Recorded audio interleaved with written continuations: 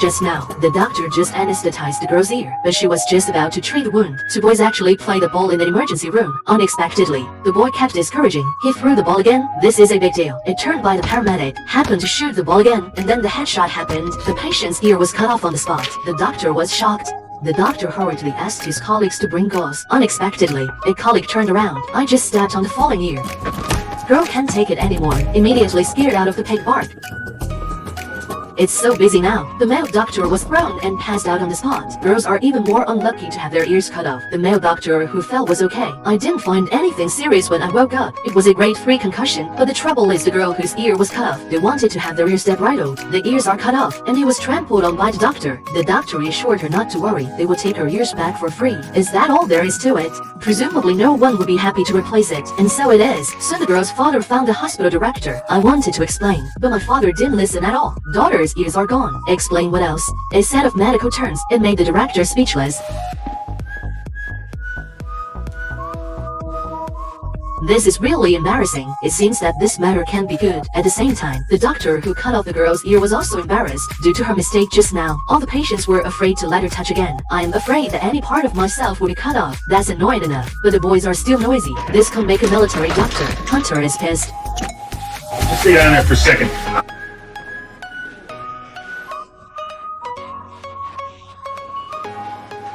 Although it has temporarily stopped here, there was an accident on the girl's side. The doctor accidentally discovered during the examination, girl with ventricular septal defect, such a serious disease. Even the girl herself doesn't know, but it's too late to think about it. The doctor immediately arranged the operation for her, while having heart surgery. By the way, I picked up a lost ear. It stands to reason, and that's a blessing in disguise. The ear was not only successfully picked up, the hidden danger of the heart has also been completely eliminated. But for some reason, my father didn't intend to give up. Immediately take a picture of the evidence and sue. Until his daughter told him, my heart was hewed together. The doctor saved his life. Relative to life, what's the point of dropping an ear once? Father thinks too. That's why I promised to give up. Otherwise, the hospital will inevitably pay a large amount of compensation. Girl just hit her sister with a boot, but then her sister's eyes turned terrifyingly red. Upon seeing this, the doctor's expression turned extremely grave. She immediately conducted a brief examination of the girl's eyes, and then hurriedly took her for a court scan. At this moment, the younger sister had not yet realized the seriousness of the situation, telling her sister to go as far away as possible, preferably to die. Upon hearing this, the doctor's expression was one of utter disbelief. They did not expect the younger sister's words to be so harsh. But what the younger sister didn't know was that this would be the last thing her sister would hear, because during the examination, her sister suddenly started bleeding from her 7 orifices,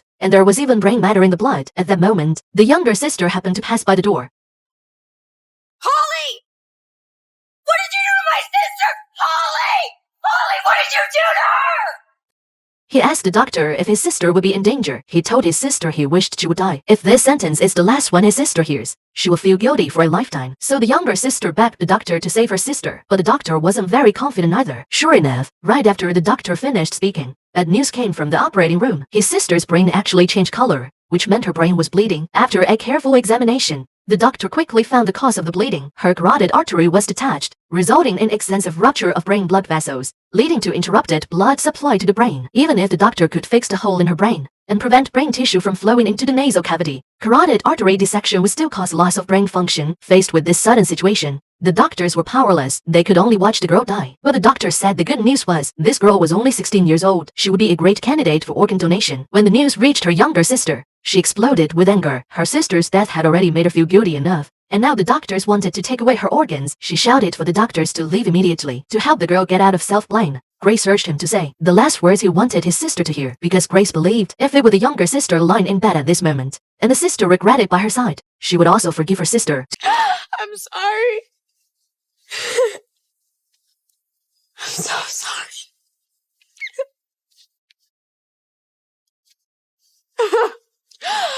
I love you. She loved you too. No matter what you said, no matter what happened between the two of you, she loved you. She loves you. She loves you.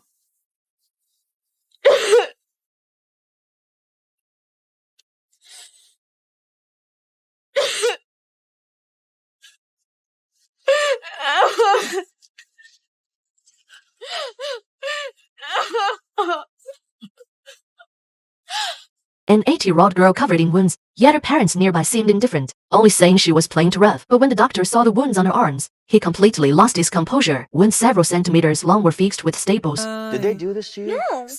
No. The girl said she did it herself. Just minor wounds, not worth going to the hospital for. Seeing the doctor not believing her, the next moment the girl actually pulled out the staples with her bare hands.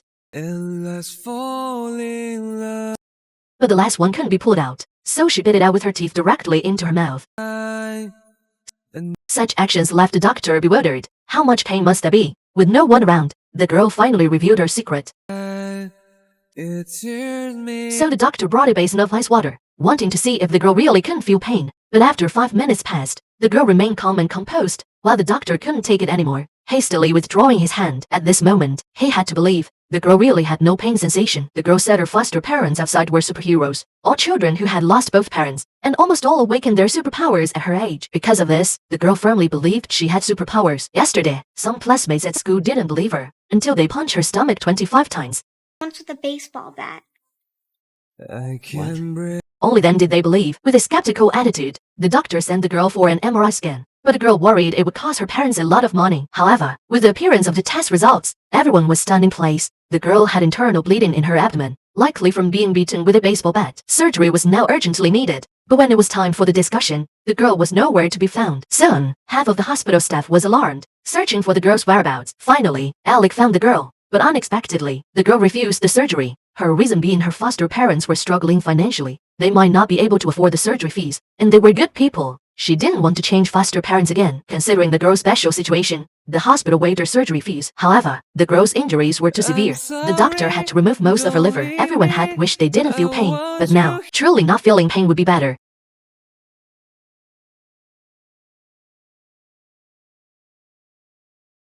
The man was just bitten by a mosquito, and it resulted in such a pattern being formed. Oh my God. Yeah, that showed up a few months ago. The doctor pondered for a long time, but still couldn't find a suitable word to describe it. At first, the man didn't pay much attention. After all, it was just a small lump at the beginning. But as half a year passed, the lump not only didn't disappear, but it also seemed to have a trend of taking over the territory. But upon examination, that lump was far from being as simple as it seemed. Suddenly, a bad premonition arose. This case, I think it's a tumor. That's what I was afraid of. I mean, if this is cancer, there's no way he's getting that kidney. If it's just a lump, it's fine. But if it's really a tumor, then the nature of it is completely different. You see, the man not only has a peculiar shape, but he's also a patient with kidney failure after waiting so long for a kidney transplant. If cancer is detected, he would definitely lose the qualification for the transplant. Without much thought, the doctor immediately performed a cord scan on him. But it turned out to be just as feared. The test revealed that it was actually an osteosarcoma, not only highly aggressive, but it had also eroded into his frontal and zygomatic bones. It's a lovely tumor. It's almost cute. Just plop there. Hello. He's waited 18 months for this kidney. We finally have one and now he has cancer? The doctor noticed that the edges of the tumor were very neat. Perhaps there was a possibility of complete removal, but this posed a challenge for the orthopedic surgeon. Even if the tumor was removed, there would still be a large hole in the skull. What could be used to fill it? Neither this nor that was feasible. With at most 24 hours, the kidney donor would lose viability. Time was running out for them. They had to quickly find a way to close the skull. This left the doctors puzzled. As they pondered over the donor lying on the bed, they couldn't find a solution. But it was at this moment that a casual remark from a colleague inadvertently inspired the doctor. He's everything. Pardon? He's everything. Oh my God, he's everything. That's right, it's about transplantation. The donor's kidney perfectly matches the man's, which means the skull can also fit perfectly. Not only does it reduce the risk of rejection reactions, but the required additional tissues can also be directly used. Although the surgical process is extremely complex, undoubtedly, this is the best option at present. Without further ado, the doctor promptly arranged the surgery for him. First, they carefully removed the skull cap. After polishing the donor's skull cap, they stitched it back onto the man's head. Soon, the skull transplantation surgery was completed, but the doctors remained vigilant because the kidney transplant surgery also had to be completed. Fortunately, there were no accidents along the way. Both surgeries were successfully completed in the end. The surgical blade cut into the patient's body, but the doctor let out a piercing scream. When he looked down, he saw a large amount of fresh blood flowing from his leg. However, when he looked at his colleague with confusion, his colleague's expression was indifferent. Although this puzzled the doctor greatly, as he looked at a patient undergoing umbilical cord surgery, he gritted his teeth and endured the pain. He immediately picked up the surgical blade and made another incision, but to his surprise, as the surgical blade descended, he felt another intense pain in his leg. But when he tore open his pant leg to look, two deep wounds, revealing the bone, immediately became apparent, seeing the patient's vital signs rapidly declining. His colleague remained indifferent. The doctor felt as if he were under a spell, and he picked up the surgical blade and slashed his own thigh. The scene before him could hardly be described as anything but eerie. The doctor suddenly woke up from a nightmare. Being a doctor, he didn't think much of it. But when he arrived at the hospital the next day, an even more bizarre scene unfolded. He looked down and saw that his thigh was like glass, shattering inch by inch. But when he turned his head to look again, his own leg was almost completely shattered. Although it was another nightmare, the pain in his leg was incredibly real, even though it was fitted with a prosthetic. Why would he still feel pain? As a doctor, he naturally knew this pain was fake, but the inexplicable pain almost drove him to the brink of collapse. Helpless, he had to turn to the head physician for assistance, and the head physician happened to have dealt with such patients before. This condition is called phantom limb syndrome, where the brain involuntarily believes that the amputated limb still exists, and the pain from the amputation is also retained by the brain from time to time. The brain sends signals, reminding the body of the pain it once endured. Although these signals are false, the excruciating pain feels undeniably real. Compared to physical disability, the psychological torment is the most deadly. For this reason, he tried various forms of psychological therapy, but the results were minimal, unable to calm himself in the midst of pain. So he had to resort to the most straightforward method. As expected, during the crucial surgery, his phantom limb syndrome flared up again. But as the attending physician, he couldn't leave. He had no choice but to employ the radical method. Alex, take that scalpel What? What are you doing? and stab me in the foot. What? Just my prosthetic. Stab me. What is wrong with you? Dr. Crown, I am the chief of surgery. This is an order. Stab Dr. Robbins in the foot right now. Although his colleagues were puzzled, he still picked up the surgical blade and stabbed it into the prosthetic. When he saw with his own eyes that his prosthetic leg felt no pain, his brain naturally acknowledged the absence of the limb, and the unfounded pain immediately disappeared.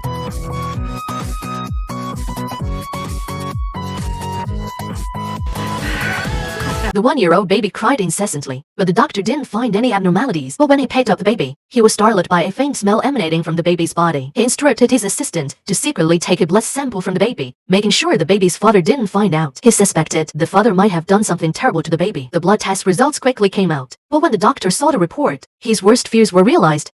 It's crazy, isn't it? Stay here.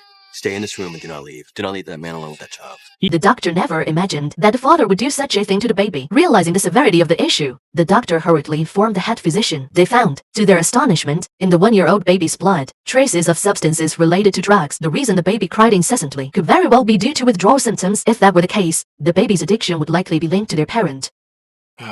When the baby was first brought to the hospital, the father claimed it was due to a gas explosion at home, so the doctor didn't think much of it. All he focused on examining the baby for internal injuries. Now it seems the explosion wasn't caused by gas at all, but rather by the man's drug led at home. The baby had been living in such an environment for a long time, and toxic substances emitted continuously infiltrated the baby's body, which inadvertently led to the baby's addiction. But the doctor dared not speak out at this moment, at least until the police arrived. He needed to calm the father's emotions first. The father, who was unaware of the situation, became frantic. The baby had been crying non-stop since being admitted to the hospital. The father kept complaining that the doctors were useless. After all the examinations, they still couldn't find the cause. The doctor wanted to suppress his anger, but the father is yelling at the child completely enraged the doctor. Can't stop crying because his nervous system is shot.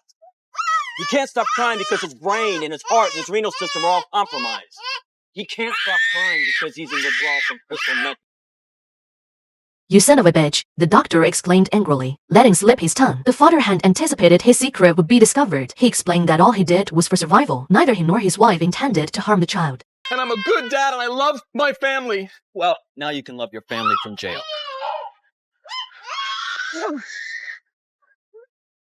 While the doctor was knocked unconscious, the father hastily carried the child and fled the hospital room. But what the father hadn't anticipated was that his actions directly cost the baby's life. The doctor searched the entire hospital but couldn't find any trace of the man. As the doctor was bandaging the man's wife's wounds, a noise suddenly came from the bathroom. When the doctor opened the door, he found the man hiding in the bathroom with the child. Seeing that the baby was unresponsive, without thinking twice, the doctor hurriedly carried the child to resuscitate. But unfortunately, the baby suffered severe organ failure and ultimately lost its life. The mother collapsed instantly upon learning the news. For the sake of survival, not only did her husband end up in prison, but she also lost her child's life. Although deeply remorseful now, it was too late for regrets. Everything was too late. Faced with such an outcome, what could the doctor say? The baby was born with facial deformities, which indeed looked quite unusual. The baby also suffered from both encephalocele and cleft lip and palate, each of which is already rare on its own, let alone having both simultaneously. However, fortunately, ultrasound showed that the encephalocele contained only fluid and did not include actual brain tissue, so it could be surgically removed, and then a piece of skull could be taken to fill the removed part. As for the remaining cleft lip and palate, it was not considered difficult for plastic surgeons. It is believed that after the surgery, the baby would soon regain a normal appearance. One would think that this situation is already rare enough. But this baby's case is even more challenging. His heart was actually located outside his chest. To save the baby, it was necessary to open the chest cavity and put the heart back in place. This surgery carried an extremely high risk, with a success rate of less than 5%. Any slight deviation, and the baby could lose his life on the spot. However, in such a crucial surgery, the lead surgeon, a female doctor, made a mistake due to her trembling hands. She accidentally punctured the baby's pulmonary artery as soon as she made the incision, and blood sprayed out instantly. Everyone was stunned. How could she make such a basic mistake? This was clearly illogical. The bearded man instantly realized that something was wrong. She might be intoxicated. Intoxicated, he suspected the female doctor had been drinking and hurried over to interrogate her, but she vehemently denied it. Are impaired. My patient, my surgeon. You are not fit to operate. Clamps to me now.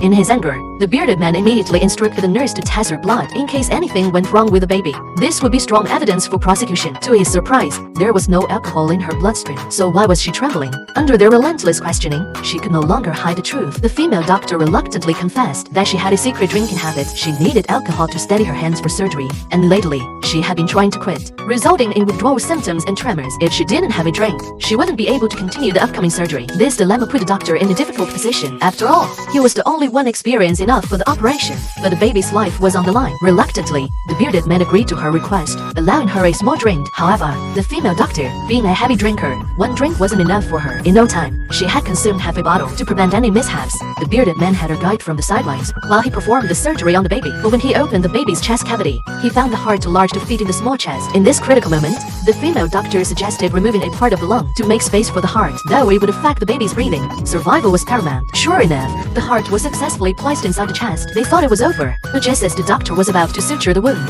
the baby's heart rate skyrocketed to over 200. Seeing the baby in distress, the female doctor diagnosed cardiac arrhythmia and immediately cut open the wound again. After the heart swelling subsided, the wound was sutured without incident. All the baby's vital signs returned to normal. The doctor even made a tiny suit of armor for the baby, hoping to protect him as he grew. Through this experience, the bearded man urged the female doctor to quit drinking as soon as possible. As an exceptionally skilled doctor, she should let alcoholism ruin her career. After all, there were still many patients waiting for her to save them. The man's arm was unexpectedly caught in the meat grinder. In such a horrifying scene, instantly startled the intern. Blood and mincemeat mixed together. Not to mention the intern. Anyone would surely be horrified. The doctor assured the man not to panic. They would administer painkillers and then find a way to free his arm. But the intern couldn't understand. Almost half of the arm had been crushed by the grinder. Amputation was undoubtedly the best choice. The doctor felt it made sense too. But just as he was about to arrange for the surgery, the intern suddenly stopped him again. The man's finger blood vessels were still filled. There might still be a chance to salvage it. Without further ado, they immediately needed to find someone to saw open a meat grinder. But Big Strong, standing nearby,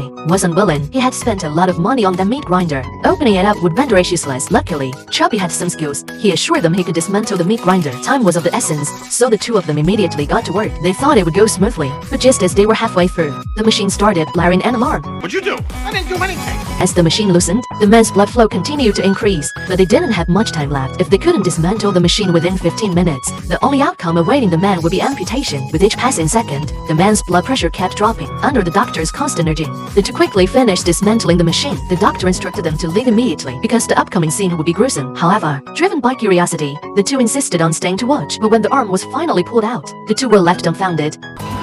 Holy God.